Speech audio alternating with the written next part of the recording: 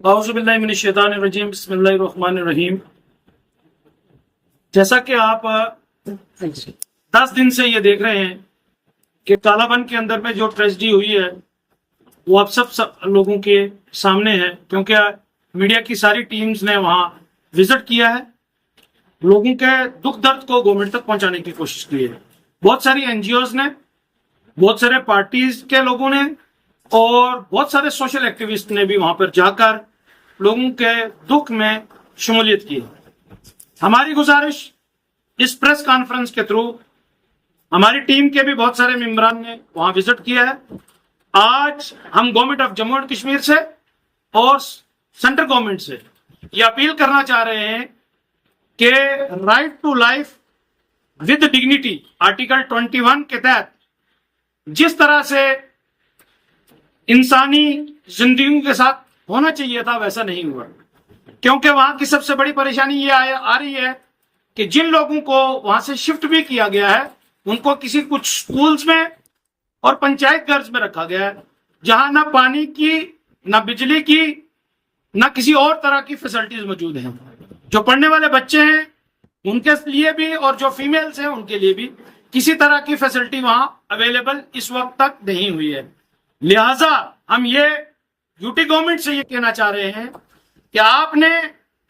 वहां पर जो अभी तक इंतजाम किए हैं वो किस लायक नहीं है कि जिससे इंसानी जिंदगी चल पाए। जैसा कि टेंट्स अवेलेबल कराए गए हैं, लेकिन टेंट लगाने की उनको जगह ही नहीं है, तो उन टेंट्स को कहां तक वो कहां लेके जाएंगे। ये दूसरी चीज मेरा ये कहना है कि गवर्नमेंट जम्मू एंड कश्मीर को अभी तक चीफ मिनिस्टर साहब को या सेंटर से कुछ मिनिस्टर्स को कालाबन के दुख में शामिल होना चाहिए था और यहां के लिए एक पॉलिसी कम से कम सामने आनी चाहिए थी, जो अभी तक पॉलिसी सामने नहीं आई है। लोग बिलबिला रहे हैं, लोगों की मजबूरियां, परेशानियां जितनी भी हैं वो सबके सामने है, लेकिन जो लोगों के लिए अभी तक कोई कैश पेमेंट जो है गवर्नमेंट अवेलेबल करवाती जिससे वो अपना दिन का खर्चा या आने वाले टाइम के लिए कुछ कर पाते, तो मैं government of Jammu and Kashmir से और यूटी गवर्नमेंट से यह इल्तिजा करना चाह रहा हूं कि आप एक परमानेंट रिहेबिलिटेशन पॉलिसी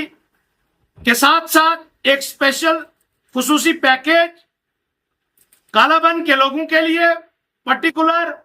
पूरे लैंडस्लाइड के वो एरिया, चाहे वो गुरसाई हो, चाहे संग्योट हो, चंडियाल हो, इन सब लोगों के लिए, बालाकोट का कुछ एरिया हो, उनके लिए करना चाहिए, जो अभी तक गवर्नमेंट की कोई पॉलिसी सामने नहीं आई है। मैं गुजारिश करता हूं यूटी के चीफ मिनिस्टर साहब से कि ये कहीं पे भी अगर कोई परेशानी थी तो आपके मिनिस्टर्स और आप लोगों ने विजिट किया, क्या मेंढर बॉर्डर एरिया होने के बावजूद भी अभी तक आपके कानों पर जो है वो जूं नहीं रेंगी है। मुझे उम्मीद है कि जल्द अज जल्द जम्मू कश्मीर गवर्नमेंट और सेंट्रल गवर्नमेंट के नुमाइंदों को वहां पहुंचकर स्पेशल खुसूसी पैकेज का ऐलान करना चाहिए और कम से कम जो एसडीएम साहब को आपने, हम इस चीज की तारीफ भी करते हैं कि एसडीएम साहब वहां मौके पे इतने दिन से मौजूद हैं, लेकिन एक एसडीएम के पास ऐसा कोई पेमेंट, कोई ऐसी पॉलिसी, कोई ऐसा खजाना आपने नहीं दिया है जो लोगों की वो मदद ऑन स्पॉट कर सके। लिहाजा हमारी गुजारिश ये है, डीसी साहब से भी हम ये कहना चाहते हैं कि आप भी मौके पर पहुंचे और लोगों की मदद करें। तमाम एनजीओज भी पहुंच रही हैं। मेरी गुजारिश अपने बाकी साथियों से भी है, पॉलिटिकल सेटअप से बाहर निकलकर, पार्टीइज्म से बाहर निकलकर, कौमियत के इज्म से बाहर निकलकर इंसानी जानों की मदद की जाए। इंसानी उस हालात के साथ में शाना बशाना हमें खड़ा रहना चाहिए। हम सबका शुक्रिया भी अदा करते हैं जिन लोगों ने उनकी मदद की है। साथ ही साथ मैं अपने तमाम लोगों से गुजारिश करूंगा कि आप एक प्लेटफॉर्म पर मेंढर में इकट्ठा होकर इन लोगों की आवाज को सेंट्रल गवर्नमेंट तक थ्रू एजेंसियों को पहुंचाएं, और अगर स्टेट, यूटी गवर्नमेंट और सेंट्रल गवर्नमेंट इसके ऊपर में कोई भी कदम आगे जल्द से जल्द इन दिनों में नहीं उठाती है, तो हम सब लोग मिलकर इन लोगों की आवाज को आगे बढ़ाने की कोशिश करेंगे। और इसके लिए अगर हमें कहीं धरना देना हो किसी ऑफिस के दरवाजे को खटखटाना हो और कुछ सोए हुए नींद में जो इक़्तिदार की कुर्सियों पे बैठे हुए हैं उनके खिलाफ सड़कों पर भी उतरना पड़े तो इंशाअल्लाह तबारिक व तआला हम उतर कर उनको जवाब देंगे। मैं आप सबका शुक्रिया अदा करता हूं कि आप इस मुश्किल घड़ी में उन सब लोगों के साथ हम सब खड़े हैं।